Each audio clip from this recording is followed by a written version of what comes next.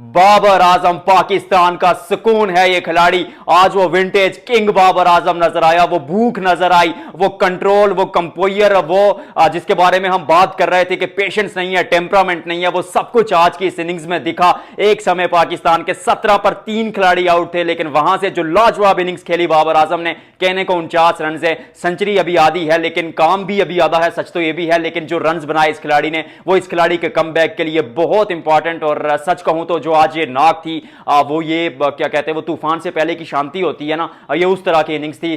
To be very honest, उस पर चर्चा करेंगे क्योंकि ये नेशन का प्यारा खिलाड़ी है और हमारा लड़का है, सबसे ज्यादा हम ही को प्यारा है। और जब रन बनाते हैं, वो एक एक रन के लिए पिंडी के स्टेडियम में जो गूंज थी, जो शोर था, जो आवाज थी, वो इस बात का मुंह बोलता सबूत थी, जो प्रूफ थी इस बात का कि कितना बड़ा एक खिलाड़ी और जो जनरेशन को इस खिलाड़ी ने इंस्पायर किया पिछले डेकेड में, और जो परफॉर्म किया पाकिस्तान के लिए, वो लोग, वो नेशन, वो कौम, वो फैंस बिल्कुल पीछे बाबर आजम के खड़े थे, उनको बैक कर रहे थे।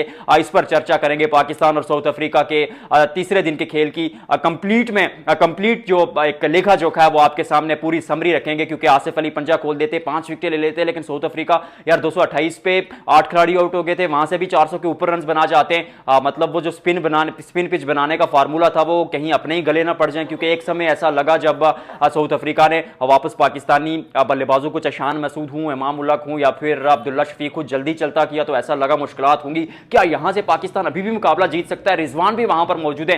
There is a lot to talk about, इस पर चर्चा करेंगे। दूसरी तरफ चर्चा करेंगे एडिलेड के मैदान पर भारत के सामने ऑस्ट्रेलिया की चुनौती, पर्थ की उस हार के बाद क्या रोको यानी रोहित शर्मा और विराट कोहली क्या परफॉर्म कर पाएंगे, और क्या भारतीय टीम में किसी तब्दीली की गुंजाइश है, उस पर भी चर्चा करेंगे। लेकिन सबसे पहले बाबर आजम की उस इनिंग्स की बात करते हैं। 49 रन बनाए, शुरू पर थोड़ा सा टाइम लिया, फिर जू खराब गेंद मिली उस पर अटैक किया, और खास बात इस इनिंग्स की यह थी बाबर आजम की जो कदमों का इस्तेमाल किया, स्पिनर्स को सेटल नहीं होने दिया। हमेशा एक बात रहती है, एक टेम्पलेट रहती है कि बाबर आजम स्पिनर्स के अगेंस्ट फंसते हैं। 107 दफा मैंने ही बहुत बार कहा कि स्पिनर्स के अगेंस्ट इंटरनेशनल क्रिकेट में आउट हो चुके हैं, लेकिन आज जैसे स्पिनर्स को अनसेटल किया, वो लाजवाब था, वो कंट्रोल नजर आया। आज जल्दी में नहीं दिखे, कोशिश की कि गेंद को अपने तक आने दिया जाए, लेट खेला जाए या फिर स्पिनर की उस लाइन को डिस्टर्ब किया जाए, तो वो सब कुछ एकदम लाजवाब था। 49 पे मौजूद है, आई एम श्योर कि कल वो 50 करेंगे, और फिर सेंचुरी थोड़ा सा मुश्किल होगा इन पिचेस पर, क्योंकि चौथे दिन बल्लेबाजी करना आसान नहीं है ड्राई और स्पिन पिचेस पर, लेकिन अगर बना देते हैं तो वो मुझे लगता है कि पाकिस्तान की टेस्ट क्रिकेट की पिछले 4 साल में सबसे बड़ी इनिंग्स होगी, क्योंकि चौथी इनिंग्स में सेंचुरी, वो भी अगेंस्ट साउथ अफ्रीका जिनके पास 3 क्वालिटी स्पिनर्स मौजूद हैं, और पिंडी का मैदान जहां पर पिच आपने एकदम सूखी बनाई है, तो इन सारी कंडीशंस में अगर रन बनाते हैं तो फिर जो क्रिटिक्स हैं, वो जो इंतजार करते हैं बाबर आजम के फेल होने का, उनके लिए भी एक बड़ा ये मुंह तोड़ जवाब होगा। तो आई रियली होप बाबर और रिजवान रन बनाए। रिजवान ने अगर देखा जाए तो बाबर का भरपूर साथ दिया, 34 रन की पार्टनरशिप थी, वो भी बिजी नजर आए, बीच में 2-3 अच्छे शॉट्स खेले। उसके अलावा पाकिस्तान की टीम की अगर मैं थोड़ा लीड देखकर बता देता हूं, पाकिस्तान की टीम की जो इस वक्त लीड है वो 23 रन पे जा पहुंची है। 6 विकेट आपके हाथ में, यहां से पाकिस्तान सोचेगा कि कम से कम 180 रन मजीद बनाए जाएं, क्योंकि 200 से ऊपर अगर आप चले जाते हैं तो मुझे नहीं लगता कि साउथ अफ्रीका के लिए इतना आसान होगा इस पिच पर 200 से ऊपर चेज करना, क्योंकि साउथ अफ्रीका के बल्लेबाज स्पिन के अगेंस्ट फंसते हैं। आप कहेंगे कि आज तो 400 बना दिए, लेकिन वो टेल ने रन बनाए, और ऐसा हर दिन नहीं होगा कि टेल आके आपको रन बनाकर दे देगी। तो ये तो पाकिस्तान की इनिंग्स की बात हो गई। शुरू पर देखा जाए तो इमाम उल हक जल्दी आउट हो जाते हैं, फिर उसके बाद शान मसूद अंदर आती हुई तेज गेंद, उसका शिकार बन जाते हैं। अब्दुल्ला शफीक चले तो चांद तक, ना चले तो शाम तक, उनके बारे में भी सोचना पड़ेगा कि भाई कंसिस्टेंट तो है नहीं। अगर 5 इनिंग्स के बाद ही आपने एक इनिंग्स में रन बनाने हैं, तो फिर किसी डोमेस्टिक में खिलाड़ी जो मेहर बिन यूसुफ परफॉर्म कर रहे हैं उसको मौका देख लें। इतना काम तो फखर जमान भी कर जाते हैं, तो फिर टेस्ट क्रिकेट में उनको भी लेके आए। Beg you pardon, Abdullah Shafique के टॉपिक पे बात करते हुए कहने का मतलब यह है कि अगर आपने इसी तरह रन बनाने पैचेस में, तो फिर ऐसे तो नहीं चलेगा। उसके साथ साथ जी साउथ अफ्रीका की इनिंग्स की बात करना ज़्यादा जरूरी है, क्योंकि जो साउथ अफ्रीका ने आज बारी खेली वो लाजवाब खेली। 128 पे आपके 8 खिलाड़ी, 228 पे आपके 8 खिलाड़ी आउट हो जाते हैं। आई शैल चेक ये एक्चुअल नंबर क्या थे, उसके बाद इसकी डिटेल में चर्चा करेंगे। साउथ अफ्रीका के जी यहाँ पर क्या कहाँ गए, 235 पे माफ कीजिएगा 8 खिलाड़ी आउट थे। वहां पर जो इनिंग्स खेली मुत्तुस्वामी ने वो लाजवाब थी, और स्पिन पिच का फार्मूला जो पाकिस्तान ने ट्रैप करने के लिए बनाया था साउथ अफ्रीका को, वो तो अपने ही गले पड़ गया।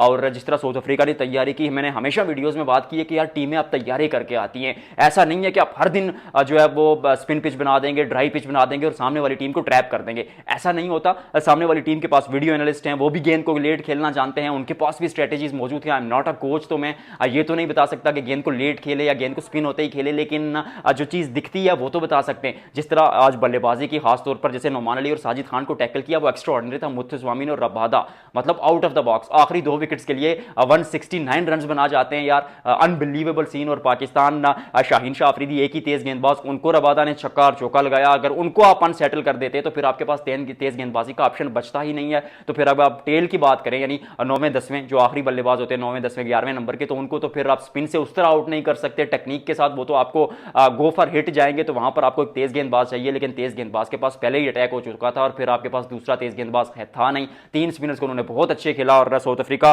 वहां पर पहुंच जाता है 404 पर। गेंदबाजी की बात करेंगे पाकिस्तान की, थोड़े से नोमान अली और साजिद खान, नोमान अली वैसे नंबर 2 रैंकिंग पर भी आ चुके हैं, तो नोमान अली की अगर बात करें तो उनको थोड़ा सा पढ़ लिया मुझे ऐसा लग रहा है। और इस इनिंग्स में गेंदबाजी ठीक ठाक किया पर विकेट नहीं चटका पाए। साउथ अफ्रीका का यही एक मंत्रा था, यही एक सोच थी कि आप ज्यादा से ज्यादा उनको रिस्पेक्ट दें, उनकी गेंदों को मतलब वेल लेफ्ट करें। वही एक चीज देखने को मिली। फिर साजिद खान की अगर बात करें तो जिस तरह के वो ऑफ स्पिनर है, जिस तरह की वो गेंदबाजी करते हैं, उनके खिलाफ रन्स बनाना आसान है। बीच में वो विकेटें भी लेते हैं, एक आध वो ब्रेक थ्रू भी दिला देते हैं, पर साउथ अफ्रीका ने उनको भी काउंटर अटैक किया और 3 के ऊपर के इकॉनमी रेट के साथ उनके खिलाफ भी रन्स बनाए। तो वो एक एक्स्ट्रा ऑर्डिनरी था। और जो बड़ी चीज है आज की इस इनिंग्स की वो ये है कि जहां पर आपके प्राइम गेंदबाज जो इन पिचेस के लिए जाने जाते हैं पिछले 1.5 साल में, जिन्होंने बोलबाला अपना बनाए रखा है, चाहे साजिद खान हो या नोमान अली हो, उन दोनों को विकेट्स नहीं मिली। लेकिन वहां पर आसिफ अफरीदी 5 विकेटें ले जाते हैं। लोग बात कर रहे थे भाई 38 साल का ये बंदा ये क्यों टीम में आया, किस वजह से आया। मैं चीखा और चिल्लाया और आपको बताया कि भाई 5 मैचेस में 33 विकेटें लेके आया लड़का। और वो लोग कह रहे थे कि 38 साल का कितना लंबा खेल जाएगा। अबे 2025 से 27 तक जो वर्ल्ड टेस्ट चैंपियनशिप है इतना तो खेल ही जाएगा। और स्पिनर है, उनका कौन सा फिटनेस का इतना इशू रहने वाला है। बाएं हाथ के साथ मिस्ट्री स्पिन गेंदबाजी करते, गेंद पड़ने के बाद तेजी के बाद जब पिच होता है पड़ने के बाद तेजी से अंदर की जानिब आता है, तो इतना आसान है नहीं। Well played Asif Ali, first class cricket में जो ओवरऑल परफॉर्म किया था, डोमेस्टिक क्रिकेट के वो जो विकेटें थी आपके पीछे थी और जो आपने वो जिस प्रॉमिस के साथ आप आए थे वो आपने डिलीवर भी किया, तो दैट्स अ वंडरफुल थिंग। और अभी मुझे ऐसा लगता है कि पाकिस्तान क्रिकेट टीम थोड़ा सा मुश्किलात का शिकार है। 55% ये मुकाबला साउथ अफ्रीका के हक में देखता हूं, 45% पाकिस्तान के हक में। लेकिन अगर बाबर आजम और रिजवान काल 50 से ऊपर रन की पहली पार्टनरशिप कर देते हैं मजीद, तो मुझे ऐसा लगता है कि पाकिस्तान मुकाबले में आगे आ जा सकता है। क्योंकि आगे देखा जाए तो सलमान अली आगा भी क्लच प्लेयर है, 30-40 रन वो भी बना जाते हैं। शाहीन के साथ मिलकर आप शायद सोचें कि 30-35 एट दी एंड मजीद बनाए जाएं तो फिर 180 या 200 तक आप पहुंचते हैं, तो इतना आसान होगा नहीं साउथ अफ्रीका के लिए। लेकिन अगर बाबर और रिजवान जल्दी आउट हो जाते हैं तो फिर दिक्कतें मुश्किलात बढ़ जाएंगी। Really hoping for the big turn, big hundred of king Babar Azam. Comment section में बताइएगा कि आपके नजदीक कौन जीतेगा, पाकिस्तान या फिर साउथ अफ्रीका। अब चलते हैं भारत की स्टोरी पर। देखिए जब आप एडिलेड में आएंगे तो भारतीय टीम का ट्रैक रिकॉर्ड बहुत अच्छा। पिछले 5 ओडीआई मुकाबले में देखें तो 4 जीते और 1 मुकाबला बगैर किसी नतीजे के खत्म हुआ। 2019 में ऑस्ट्रेलिया के खिलाफ आखिरी मुकाबला खेले थे, वो भी जीते थे।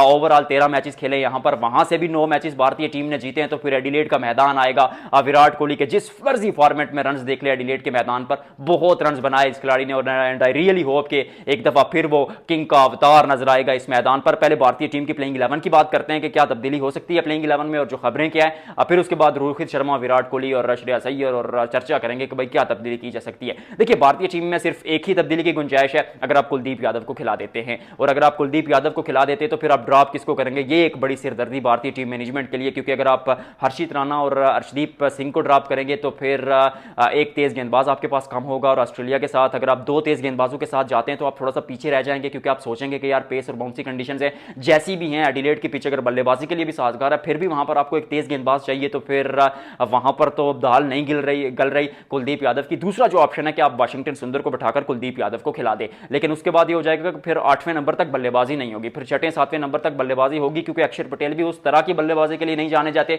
आई नो कि पिछले मैच में भी परफॉर्म किया था, बल्ले के साथ भी रन बनाए, बट जो प्रॉपर बैटर्स होंगे आपके पास तब भी 6 ही होंगे। तो फिर थोड़ी सी बल्लेबाजी बढ़ानी है तो वाशिंगटन सुंदर को भी खिलाना पड़ेगा। जो खबरें आ रही हैं कि भारतीय टीम उसी जो है प्लेइंग 11 के साथ जाएगी, बट यू नेवर नो, शायद आप एक कड़वा फैसला ले। 2 ही तरीके हैं, 2 ही दरवाजे हैं। एक तो दरवाजा ये है कि एक तेज गेंदबाज कम कर दो, हर्षित राणा, अर्शदीप सिंह को बाहर बैठा दो, क्योंकि सिराज तो खेलेगा ही। तो फिर कुलदीप को आप इन कर सकते हैं, या फिर वाशिंगटन सुंदर को ड्रॉप करने, अक्षर पटेल को आप ड्रॉप करने का सोचेंगे नहीं तो एक वो चांस है। लेकिन मुझे ऐसा लगता है कि उसी टीम के साथ जाएंगे। अब बात करते हैं विराट कोहली की। देखिए honestly speaking Virat Kohli career के उस स्टेज पर है कि कुछ उनको प्रूव करने की जरूरत तो है नहीं कि आएंगे और साबित करेंगे कि भाई मैं भी रन बना लेता हूं, मुझ में भी टैलेंट है।